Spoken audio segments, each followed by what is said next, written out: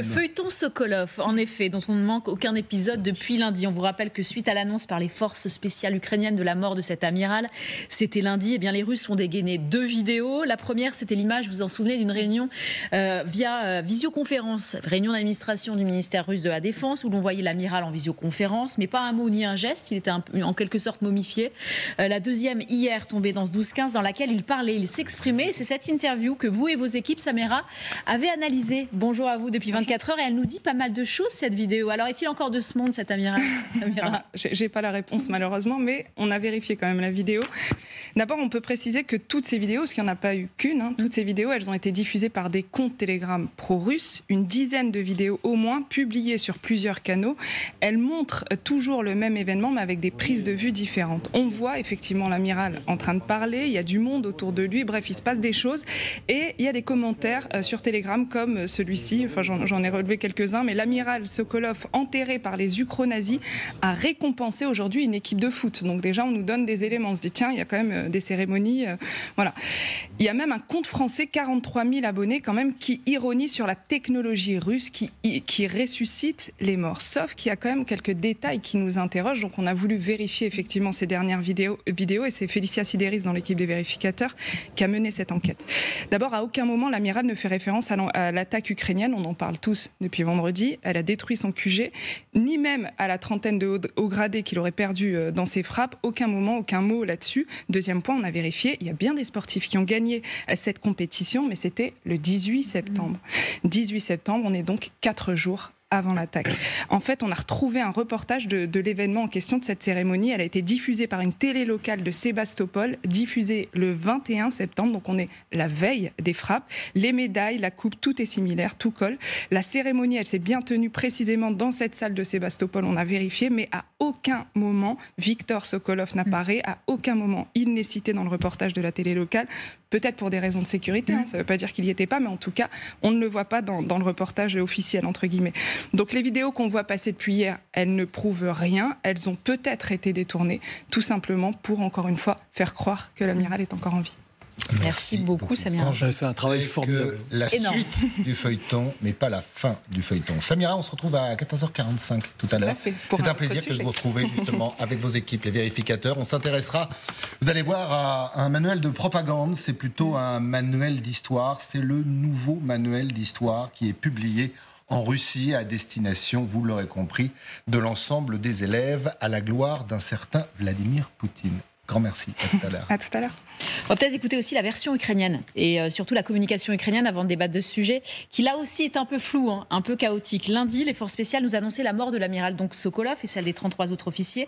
Le porte-parole de la marine ukrainienne s'exprimait, c'était à la télé ukrainienne. Voici l'analyse qu'il faisait de la situation donc lundi et on vous montrera aussi ce qu'il a dit hier à Charline et à Charlotte Lefetté. Poutine ne contrôle pas directement l'utilisation des navires en mer s'il n'a pas avec lui les amiraux compétents qui connaissent parfaitement l'état des forces, des moyens, des personnes, comment les gérer correctement, comment les déployer correctement. Ils ne peuvent pas s'organiser sur quoi que ce soit. Et là, ils perdent une personne qui, en gros, gérait tout ce processus et avec lui son personnel. Il faut comprendre qu'il s'agit d'un groupe assez important et qu'il est donc nécessaire de disposer d'un certain nombre de gestionnaires, notamment au niveau intermédiaire, qui s'occuperont de tous les processus et les appliqueront pour que tout fonctionne comme un mécanisme unique. Imaginons que la partie principale de ce mécanisme devienne inopérante, comme ce soir. Eh bien, ils ont encore frappé, mais par inertie. Comme je l'ai déjà dit à plusieurs reprises, cela ressemble à un poulet sans tête. Il court, il s'agite, et en fait, il est déjà mort. Alors, comme on vous l'a dit, on est mobilisé sur cette enquête, même nos équipes en Ukraine. Vous allez voir que Charline Hurel et Charlotte Lefetté ont hier, en fin de journée, rencontré ce même personnage. Et voilà l'autre version, la dernière version. Les Russes essayent souvent de gagner du temps quand ils perdent des grandes figures comme celle-ci. Nous ne pouvons pas confirmer sa mort maintenant. La seule chose qu'on peut dire, c'est que le QG est détruit. Mais la situation n'est pas claire pour le moment. Et ça ne l'est pas en premier lieu du côté des Russes. On reste encore un peu dans le flou, mais grâce à Samira El Gadir, on a avancé un petit peu par rapport à hier, notamment sur ces histoires de dates, cette finale qui a eu lieu le 18, ce reportage à la télé le 21. Donc là, on est quand même avant la flotte. Bon, il n'y a pas encore l'amiral, mais on avance petit à petit. Mais c'est vrai qu'hier, on s'est beaucoup demandé quelle était la date de cette remise de médaille. Et là, on apprend que c'était la veille de la frappe. Donc c'est vrai que ça nous permet d'avancer. Et c'est vrai que c'est absolument clé d'arriver à recouper ces images, retrouver les dates. C'est absolument essentiel, tellement on le voit, c'est compliqué de s'y retrouver. Il y a une volonté d'entretenir un flou permanent qui fait qu'en effet, le travail de cette équipe de vérificateurs, c'est vraiment important pour nous.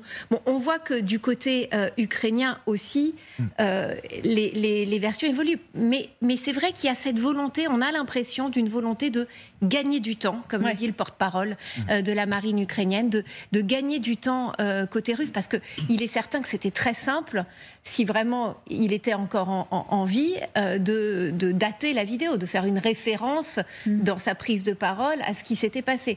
Donc, il n'y a pas eu ça. Alors, est-ce que c'est une volonté de gagner du temps ? Peut-être a-t-il été aussi blessé pendant cette attaque et que finalement, gagner du temps permet de cacher les blessures, et de le faire réapparaître dans un mois. Enfin, en fait, tous les scénarios sont sur la table. Je retiendrai quand même l'expression le canard sans tête du porte-parole de l'armée ukrainienne, parce qu'en fait, l'important aussi, c'est ça, au-delà du sort même de cet amiral, c'est quand même, en effet, cette frappe qui a donc rasé ce QG de la flotte russe à Sébastopol et qui a manifestement causé la perte d'un certain nombre d'officiers supérieurs de cette marine russe. Donc, tout ça, c'est évidemment absolument capital et il y a une volonté manifestement de masquer côté russe l'ampleur de cette frappe. C'est ce que nous disait d'ailleurs la plupart des amiraux ou généraux qu'on avait sur ce plateau hier. Un amiral, ça se change. Dans les échelons en dessous, c'est déjà beaucoup plus compliqué. On va continuer de décrypter le message des uns et des autres. Vous les connaissez bien, Didier François, ces gens du renseignement. Est-ce à dire quand même qu'une fois que les Ukrainiens auront bien enquêté, auront eu des bonnes remontées de terrain, on aura le détail de cette opération? Oui, je pense que là, déjà, la frappe a été un succès absolument incroyable parce qu'elle a été préparée sur un mois et c'est ça le vrai succès opérationnel, reste, pour ramener les choses à leur proportion. Après, derrière, effectivement, c'est étonnant, on est parti sur un truc qui est devenu une affaire dans l'affaire. En fait, et donc ça devient un enjeu, alors qu'à l'origine, je pense que c'est parti sur ce qu'on appelle un compte-rendu immédiat. Donc, je pense que les gars ont fait un BDA, un Battle Damage Assessment ou un bilan d'action juste après la frappe.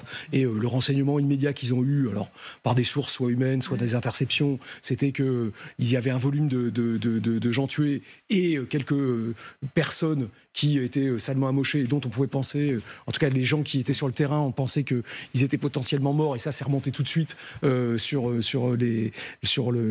la centrale. Et ils ont communiqué rapidement dessus avant d'avoir ce qu'on appelle consolider le renseignement. Bon, et là maintenant visiblement, soit les Russes gagnent du temps parce qu'effectivement il est blessé et qu'on verra. Les Ukrainiens sont en train de rechercher derrière aussi, on va voir. Bon, et puis soyons patients et on verra bien. En revanche, ce que je trouve vraiment, je m'excuse, je tiens vraiment à le redire parce que c'est important, le travail fait là par nos vérificateurs et le travail fait sur le terrain par Charline, les équipes et nos reporters. Ça, c'est la grosse différence justement entre nous en termes d'information. Sur un truc tactico-tactique où a priori on a quand même peu d'éléments. Nous, on n'est pas un service de renseignement, on n'a pas les satellites, on n'a pas les capacités d'interception. Et bien, voyez comment la différence qu'il y a entre la rumeur, la campagne, le travail sur les réseaux sociaux et ce que font des journalistes, c'est qu'on est, à partir des éléments qu'on a, on essaye de montrer à nos téléspectateurs comment on travaille.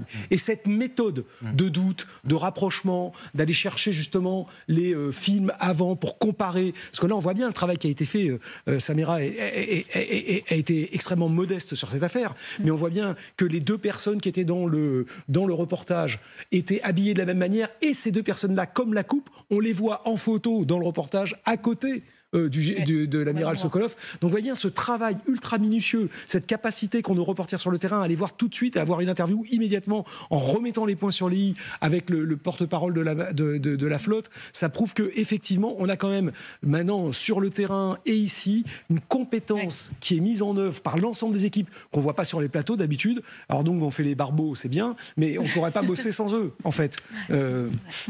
Benoît Billon, est-ce qu'un jour on sera Et on donne du temps aussi. Mais c'est ça. Parce que ça fait quand même une semaine qu'on est sur le sujet. Et on ne lâchera pas. Samira bosse dessus aussi. Et 24 heures que Samira et ses équipes bossent dessus, on ne lâchera pas. On finira par savoir s'il est vivant ou mort. Est-ce qu'on se saura un jour la vérité, très très vite ou pas? En tout cas, on les sent un peu embêtés aussi, ces Ukrainiens. C'est les forces spéciales qui communiquent. Le porte-parole dit là, attention, Boudanov s'est pas exprimé non plus. On sent que là, on rétropédale, mais en étant prudent par rapport peut-être à un trop-plein de communication dans les premières heures. Oui, alors on saura certainement la vérité avec le temps, quand c'est difficile à dire, sans doute quand effectivement, soit s'il est blessé, les Russes décideront de le ressortir, soit quand ils auront suffisamment réorganisé en fait l'état-major de la flotte de la mer Noire pour annoncer ça comme quelque chose d'ordinaire entre guillemets, et là on comprendra ce qui s'est passé. Maintenant, oui, les Ukrainiens ont sans doute fait une erreur de tactique de communication, si je puis dire, en s'avançant un petit peu trop vite et en se faisant finalement piéger par leur enthousiasme à communiquer. C'est pas la première fois dans cette guerre qu'ils font des annonces comme ça un petit peu rapides, et puis qu'ils sont obligés ensuite de rétropédaler quelques jours après. Alors, comme on fait